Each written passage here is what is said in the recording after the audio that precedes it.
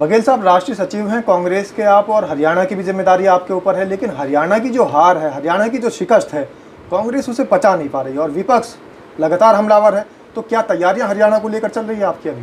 देखिए, हरियाणा में हम लोग एक मजबूत विपक्ष का विकल्प है और हम लोग अच्छी तरह से जो हमारे हरियाणा प्रदेश वासियों की जो समस्या है उसके लिए हम विधानसभा से लेके सड़क तक लड़ने जा रहे हैं। इसके साथ ही हम लोग संगठन के ऊपर सबसे ज़्यादा ध्यान दे रहे हैं, क्योंकि संगठन मजबूत होगा तो हम लोग अच्छी तरह आगे के अपना पार्टी के लिए अच्छा कर सकते हैं।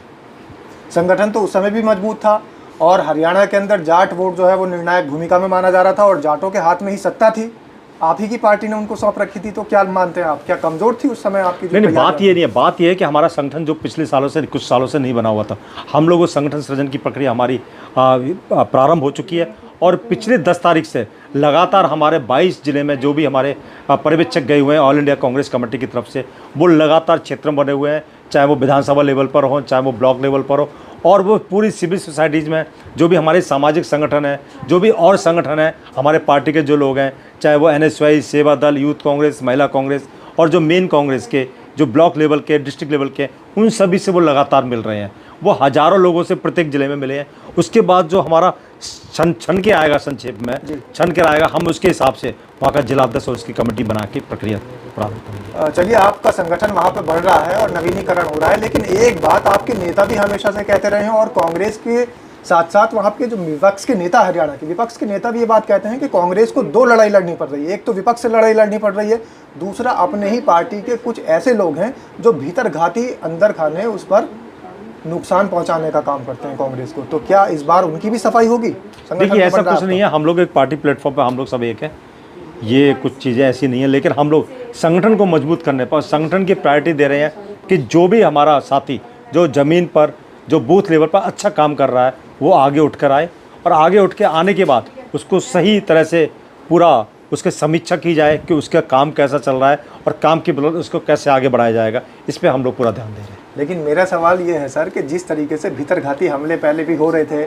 और कांग्रेस के अंदर ही कुछ लोग ऐसे थे कि कांग्रेस को नुकसान पहुंचाने का काम कर रहे थे, क्या उन पर भी कार्रवाई करने के लिए आप इस समय जो अग्रसरता दिखाएंगे या फिर बार बार वही काम पुराना आप दोहराते रहेंगे कि संगठन का नवीनीकरण हो रहा है और वो पुराने लोग ही उसमें कार्य करते हैं? कांग्रेस पार्टी में जो अच्छा काम करेगा वही आगे बढ़ेगा।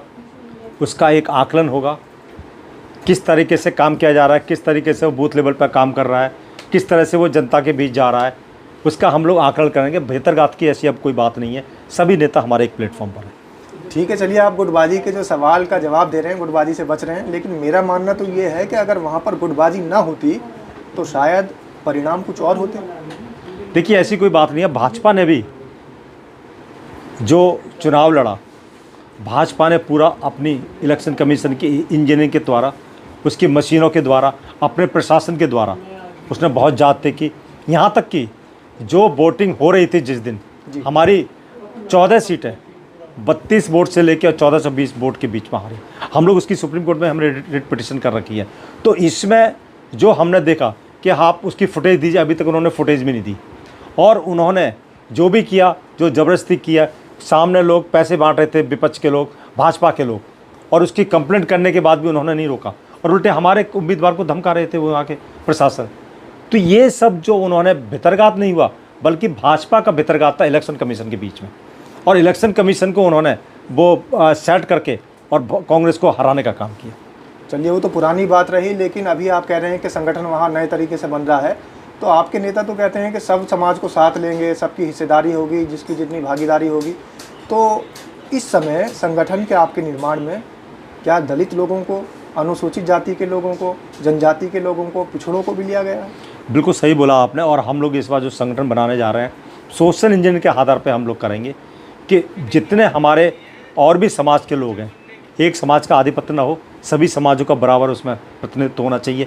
ऐसा हम लोग कर रहे हैं। हमारे प्रभारी श्री BK हरप्रसाद जी और हम सब लोग मिलकर इस पर गहन मंत्रणा कर रहे हैं और मुझे पूरा विश्वास है कि आगे संगठन में सभी समाजों को उचित प्रतिनिधित्व दिया जाएगा।